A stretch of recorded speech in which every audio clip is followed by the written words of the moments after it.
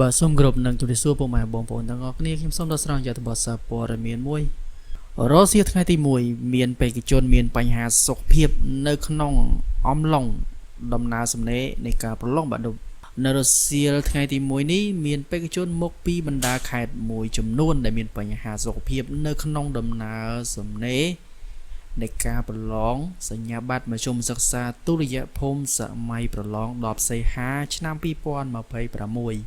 ក្នុងនោះបេក្ខជនចំនួនមួយចំនួនបានបន្តការប្រឡងឡើងវិញក្រោមការយកចិត្តទុកដាក់មើលថែពីក្រុមគ្រូពេទ្យបន្ទាប់អំពីអាការៈបានធូរស្រាល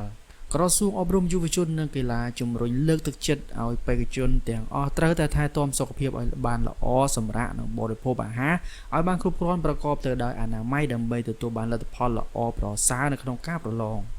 បេក្ខជនប្រឡងបាក់ឌុបមកពីវិទ្យាល័យក្រាំងយើជួបគ្រោះថ្នាក់ចរាចរណ៍តែតស៊ូមកប្រឡងបេក្ខជនឈ្មោះឡនរំដួលបន្ទប់លេខ34តុកលេខ832មកពីវិទ្យាល័យក្រាំងយើ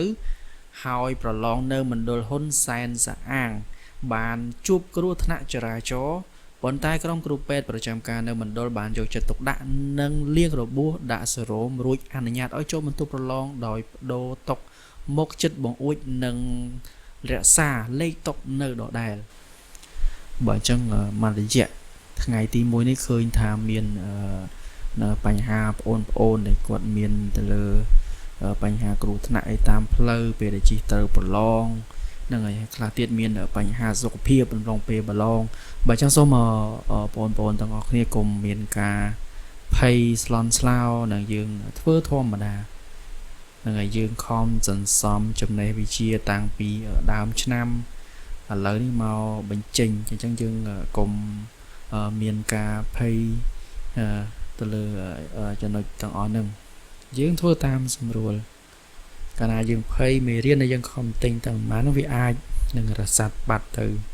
បាទចេះសូមបញ្ចប់នៅតំបន់នេះតែតែសិនបងប្អូនដែលមិនទាន់បានជួយ Subscribe បាទសូមជួយ Subscribe ដើម្បីទទួលបានអត្ថបទផ្សេងៗទៀតបាទសូមអរគុណនិងសូមគោរពលា